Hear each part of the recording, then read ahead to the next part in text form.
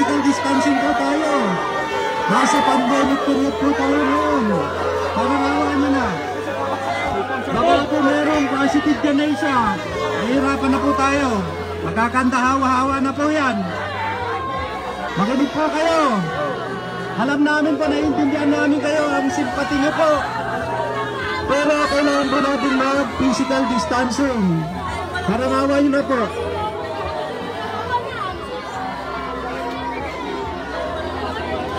Huwag po kayo magalit kasi in-implement po natin yung distancing para sa kanong maayos po natin lahat. Mga kababayan, mag-distancing po tayo para maraming na. Pag-iusap lang po. Social distancing na po tayo. Naintindihan po namin ang simpati nyo sa mga biktima. Pero kailangan po nating implement yun dahil nasa pandemic period po tayo. Sige na po, parawawan nyo na po. Mga palisapan, pakitulong po kami. Baka mga panog. Sige na mga kasama media, mga kapatid natin sa media.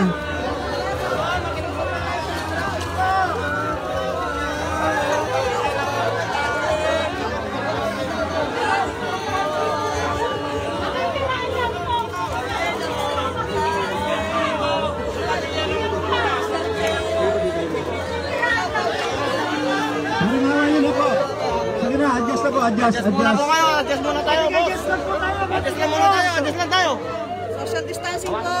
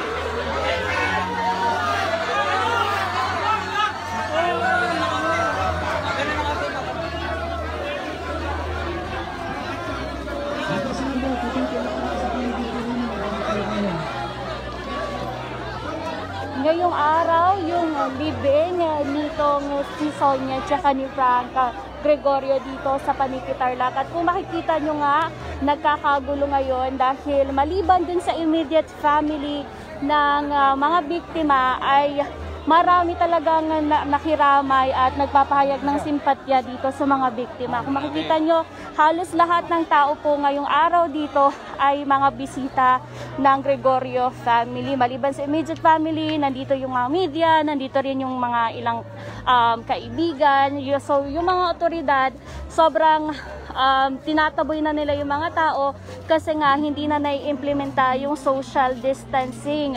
So ayun, gumagawa na sila ng barricade, ng human barricades banda doon sa mismong kung saan ililibing si Sonia at si Frank dahil nag-iiyakan na, emosyonal na yung mga tao at gusto nga nilang makita yung mga biktima nga natin dito. So, ipakita ulit natin. Ganito na po yung sitwasyon ngayong araw dito sa Paniqui, Tarlac.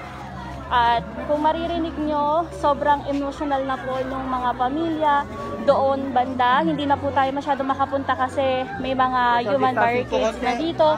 Yung mga otoridad, paulit-ulit yung paalala na implementa o ipatupad yung social distancing sa mga bisita. Ito po yung mga halos lahat ng nakikiramay at nagpapahayag ng simpatya sa nangyari sa Gregorio family. Subukan natin pumasok ulit. Kuya, okay lang po ba? Media po, sorry.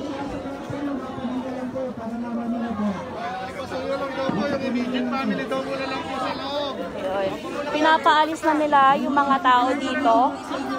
Gusto lang nila, immediate family nila na lang kasi nagkakagulo na nga. Ang dami nang gustong makita o mahuling masulyapan si Sonia at si Frank. Sige na po, atras na po. Atras na po tayo. Sige na po, nakikiusap na po sila. Hindi namin ba kayo pinapaalis? Atras lang po. Atras lang po. Sige na po.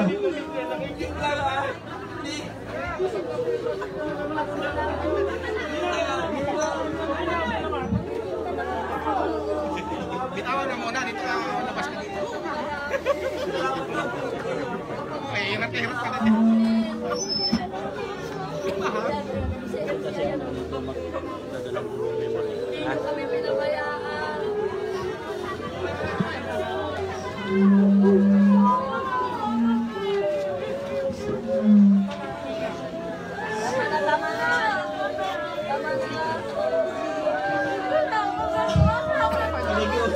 Just na mura na konti. Please lang po, please. Please lang po para po maipaayos lahat. Thank you po. Please. Please lang po. Please lang. Please. Thank you po. Isama na lang po tayo. Pasuyo na lang daw po sila. Adjust muna daw po. Adjust na lang po, adjust na lang po. Sir, media rin po kayo, sir. Media rin po. So yun na, nakikiusap na yung pamilya mismo sa mga tao para masagawa na itong pagbibing ng maayos.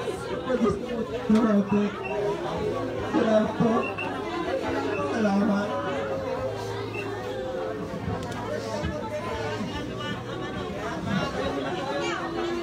Okay. Ano ito? Pinasunod ako rito.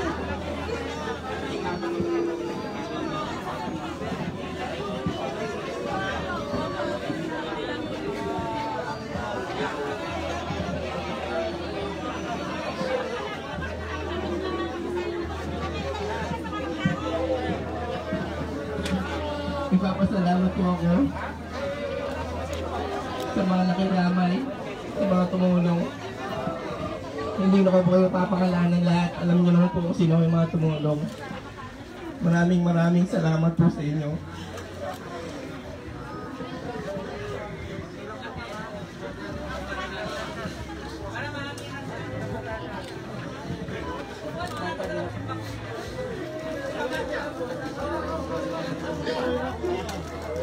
Don, alam mo kung gano'n ka kamahal ni Kuya.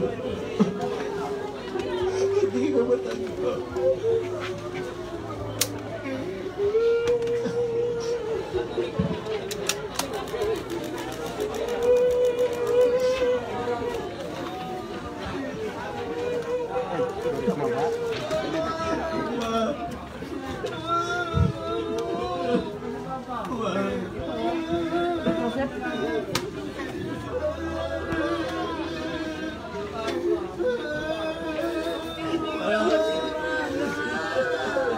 Maraming salamat sa iyo, Ma.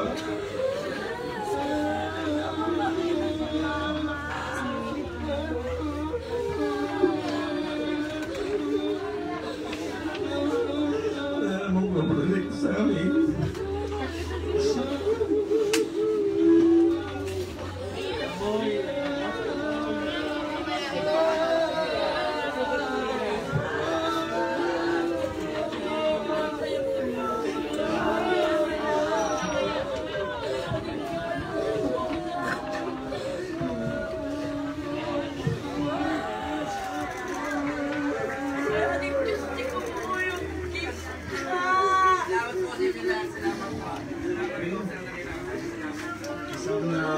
malungkot na araw sa mga kaibigan, mag-anak, at sa lahat ng sumusubaybay sa pagkamatay ni Nanay Sonia at Anton Gregorio.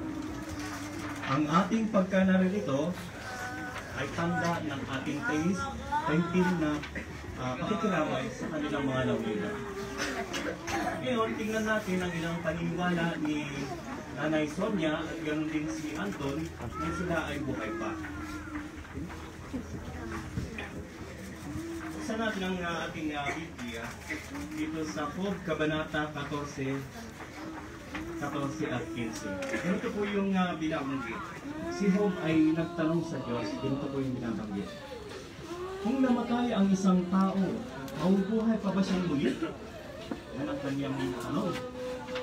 At siya rin ang sumagot sa bagay nito. Ganito po yung binabanggit. Sa lahat ng araw ng aking sapilitang pagtatrabaho, maghihintay ako hanggang sa dumating ang kaginhawahan ko. Tatawag ka at sasagot ako. Manatag ka sa baba ng iyong mga naman. Yung wala na hindi na mangyayari ng Diyos na patanatiya mismo na panabigan ni Jehovah ang araw kung kailan bubuhay niya muli ang mga namatay. Sa katunayan, hindi lamang iyan gusto ng Diyos. Alam niyo po ba na binabanggit ng Biblia na gusto ng Diyos na mawala ang kamatayan? Ito ay pinapatunayan ng unang Korinto, Kabanata 15, talata 54 at 57. Ganito po yung binabanggit. Ang kamatayan ay nilamon magpakailanman. Kamatayan, nasaan ang iyong tagumpay? Kamatayan, nasaan ang iyong kamandag? Ang kamandag na nagbubunga ng kamatayan ay kasalanan at ang kapangyarihan ng kasalanan ay nagbumula sa kautusan. Pero salamat sa Diyos dahil ibinigay niya sa atin ang tagumpay sa pamamagitan ng ating Panginoong Hesukristo. Maliwanag na hindi lamang ninanais ng Diyos na mabuhay muli ang mga tao, kundi gusto niya na mawala ang mortal na kaaway ng tao, ang kamatayan. Sa katunayan, noong nandito sa lupa ang ating Panginoong Hesukristo, naranasan niya mismo na siya ay mamatay. Pero ibinangon ng Diyos ni Jehovah si Jesus mula sa kamatayan. Ano pat nagbigay ng isang nakakaaliw na garantiya na bubuhay muli ang mga taong na nasa ala-alang libigan na katulad nito. Kaya sa ilalim ng kaharian ng Diyos, ang tao ay mabubuhay magpakailanman. Si Nanay Sonia at Anton ay pansamantalang mamamahinga sa libigan hanggang sa dumating ang araw at panahon na sila ay bubuhayin muli. Ito ang ilan sa mga paniniwala ni Nanay Sonia Gregorio at Anton Gregorio. Ngayon, tawagin naman natin ang isa sa panganay na anak ni Nanay Sonia, walang iba kundi si Mark Christian Gregorio. Salamat po. Muli, taos puso kami na muli nagpapasalamat sa mga nakiramay, sa mga tumulong, sa mga sumusubaybay, sa mga kasama namin lumaban para makamit ang hustisya ng aking mama at ang aking kapatid si Anton. Muli, maraming salamat po sa inyo. Okay, tayo po ay manalangin bago natin sila ihindayan sa libigan. Sa inyo po, Diyos na kataas-taasan, soberano ng aming buhay. Kami po ay lubos na nagpapasalamat sa pagkakataon ito. Maayos na sila po ay naiinipin. Sina Nanay Sonia at ganun din si Anton. Naway itong tulungan maging ang kanilang pamilya sa pagkaulila ng kanilang mga mahal sa buhay. Alam po namin na darating ang panahon na sila ay bubuhay muli at makakapiling ang kanilang mga kapamilya. At ganun din bilang mga nakikisimpatya sa pamilya Gregorio, malaki rin ang may tutulong namin sa kanila para makayanan nila ang kanilang mga pangungulila. Batid namin na Kami tao lang, nagkakasala, nagkukulang po sa inyo at nagkakamali. Pakisuyong, patawarin po kami para kami po ay maging malinis sa inyong harapan. Ito na po ang aming munting pagkalamat, kahilingan at pagpuri sa inyo. Pinapabot po namin ito sa karapatan lamang po ng aming napupulong hari na si Kristo Jesus. Amen.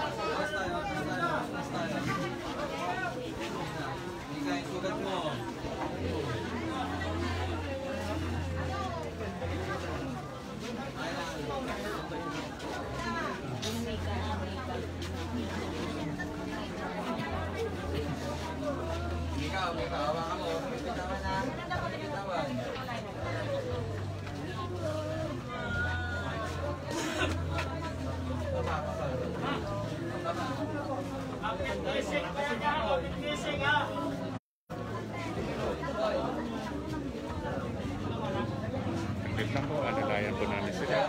Wait lang po.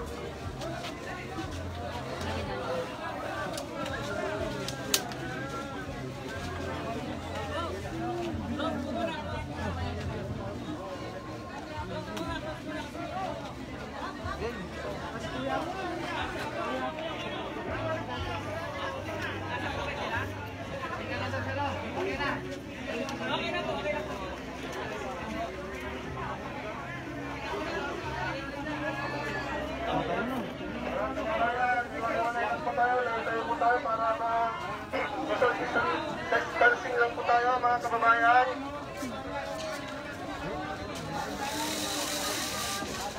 Layo-layo muna po tayo.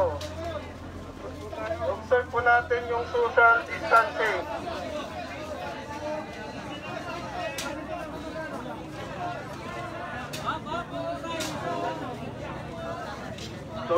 Social distancing lang po tayo, physical distancing, mga kababayan.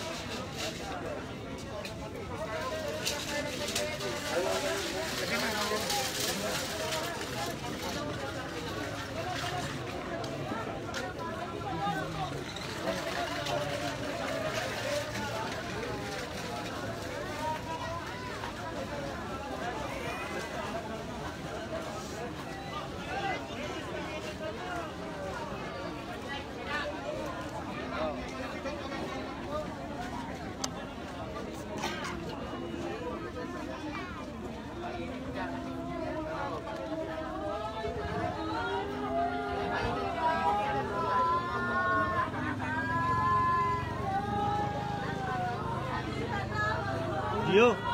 Oh. Oh, taas pa natin. Ha? Taas pa natin.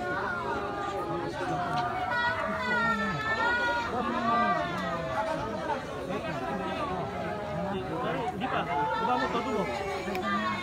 Yan.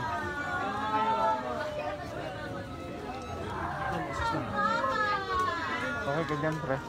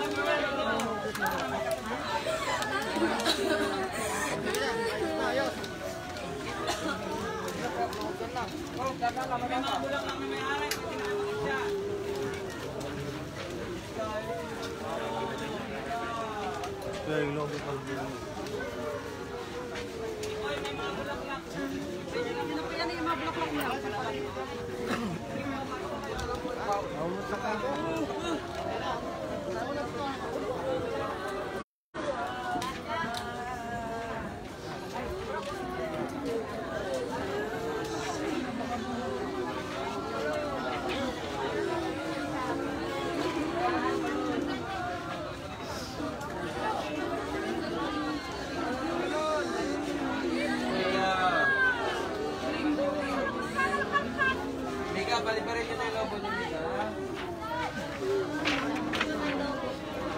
Okay, paliparin nyo.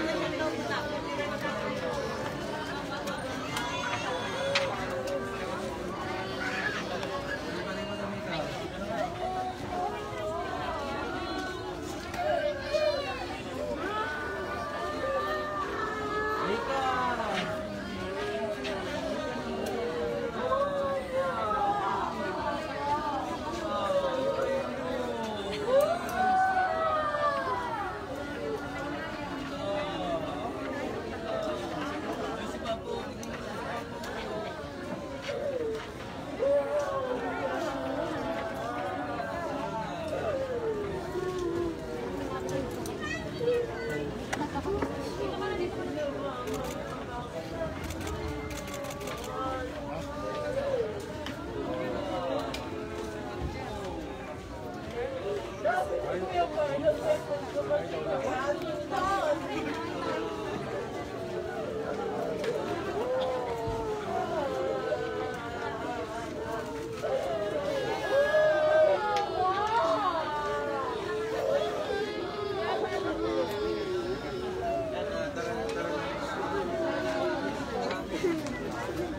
Kapatid may bayan.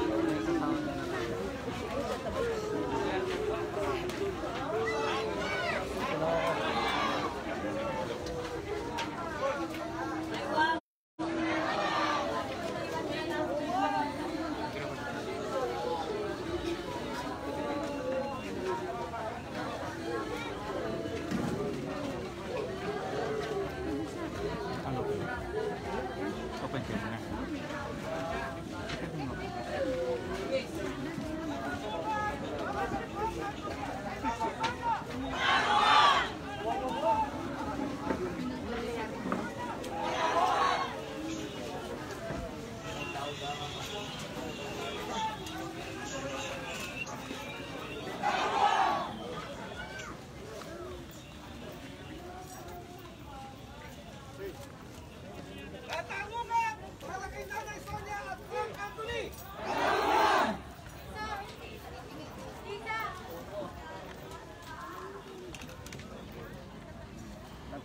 Para sa pagkakita.